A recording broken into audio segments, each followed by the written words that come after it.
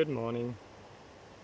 I was gonna make a video on the rocks, but the sea is quite rough, so I stopped over here on the way back.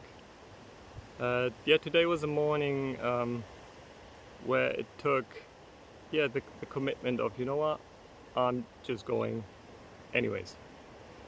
And I just yesterday had an interesting conversation with somebody on the topic of from what point actually is it violent against oneself to just go, to kind of kick yourself in the butt lovingly, but just do it and then see what's possible. And I think everyone can only determine that for himself or herself. But there again, I've seen what seems to be loving is not necessarily a loving thing to do. And for me many times, if I get up, let's say come to the rocks, okay, I made it up to here. Lie down on my mat. It might take 10 minutes before movement actually starts happening. But then a few minutes later, or 20 or 30 minutes later, I'm really, really grateful that I just stuck with it. And body feels better.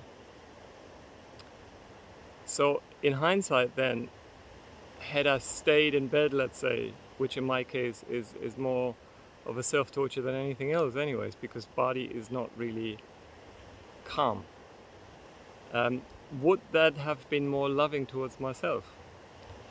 It's a big topic, I find, because what it looks like on the outside is not necessarily what it actually is, no? We can observe it in other people, somebody giving somebody else a present, an expensive present, a gift. Is that really necessarily loving, or could it have actually very destructive effects?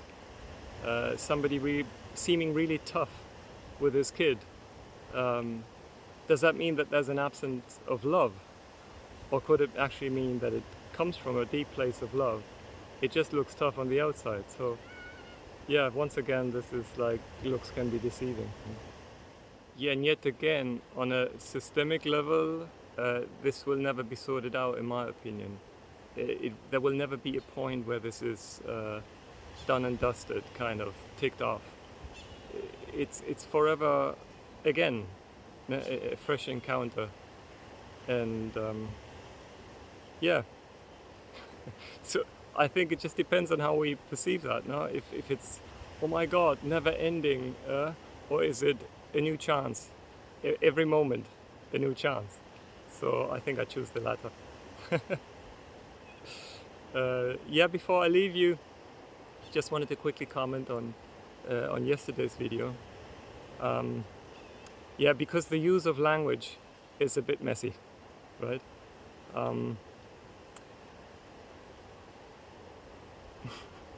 Whenever we deal with abstract nouns, especially, I find, whether it's the ones I used yesterday, the connection and the awareness and consciousness and the rest of it, almost certainly I don't mean the same thing.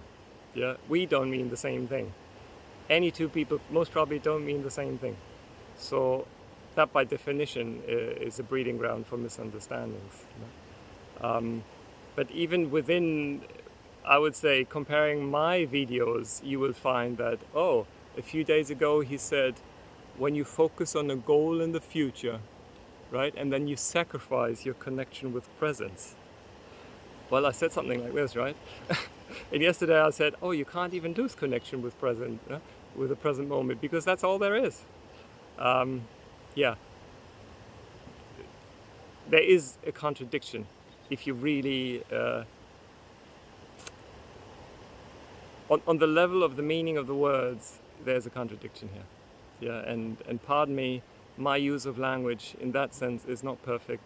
There are inconsistencies. And so I invite you to maybe rather pay attention to either where the words are coming from or what they're pointing at, what I'm trying to express. because I don't think it's helpful for any of us to become too kind of dogmatic. And I've seen it over and over again, like in whenever people talk about spirituality, wow, my God, it is just riddled with contradiction, or seeming contradictions and paradoxes.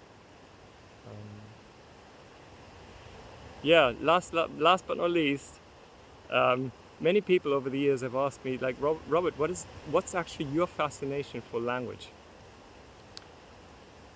And because obviously, I mean, having learned several languages and having taught all of them as well, the ones that I speak, I've become really fascinated, I think, by the underlying mechanics, the basic underlying mechanics of language.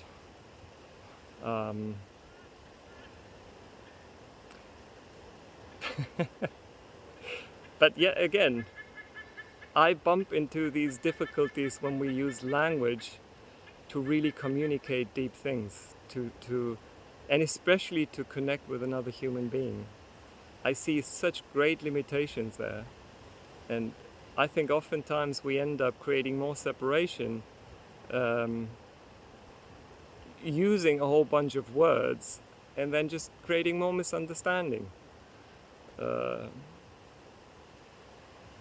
Yeah, so yeah, I'll leave you with that. I mean, that in me there's a love for words, and at the same time, well, after all, they're just weird sounds, right? They're just random sounds, kind of sounds pointing at something, but they're not the things.